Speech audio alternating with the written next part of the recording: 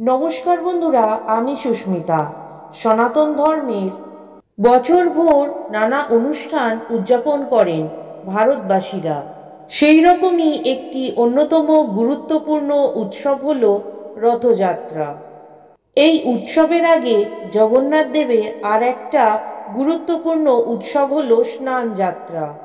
রথযাত্রা ও স্নানযাত্রা উৎসব ঘিরে পুরাণে রয়েছে নানা কাহিনী। মনে করা হয় স্নানযাত্রার দিন জগন্নাথ দেবের জন্মদিন। প্রচলিত বিশ্বাস অনুযায়ী এই দিনে জগন্নাথ দেবকে স্নান করানোর পর তার জ্বর আসে। রথযাত্রার ঠিক 15 দিন আগে পালিত হয় জগন্নাথ দেবের স্নানযাত্রা। উড়িষ্যাবাসীর কাছে এটি একটা অন্যতম গুরুত্বপূর্ণ ধর্মীয় উৎসব। মনে করা হয় জ্যৈষ্ঠ মাসের প্রচণ্ড গরমে শান্তি পেতে জগন্নাথ, বলরাম ও সুভদ্রাকে 108 কলসি জল ঢেলে স্নান করানো হয়। জ্যৈষ্ঠ পূর্ণিমা তিথিতে পালিত হয় স্নানযাত্রা। ধর্মীয় বিশ্বাস অনুযায়ী স্নানের পর জ্বর আসে জগন্নাথ, বলরাম ও সুভদ্রার। এরপর 15 দিন তাদের নির্বৃতবাস চলে। এই বছর স্নানযাত্রা পালিত হবে আগামী 11ই জুন 2025। এবছরে জ্যৈষ্ঠ পূর্ণিমা তিথি পড়েছে 10ই জুন এবং 11ই জুন।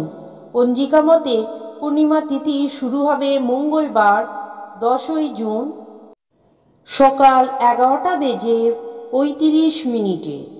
জ্যৈষ্ঠ পূর্ণিমা তিথি থাকবে বুধবার 11ই জুন দুপুর 1টা বেজে 13 মিনিট পর্যন্ত। সূর্যোদয় তিথি অনুযায়ী বুধবার পালিত হবে জ্যৈষ্ঠ পূর্ণিমা তিথি। এই পূর্ণিমা তিথিতে অনুষ্ঠিত হয় জগন্নাথ দেবের স্নানযাত্রা। নীলাচল পুরী এবং অন্য জগন্নাথ মন্দিরে পালিত হয় এই রীতি। পুরীর জগন্নাথ মন্দিরে জগন্নাথ, বলভদ্র এবং সুভদ্রার বিগ্রহ বাইরে এনে স্নান মণ্ডপে স্থাপন করা হয়।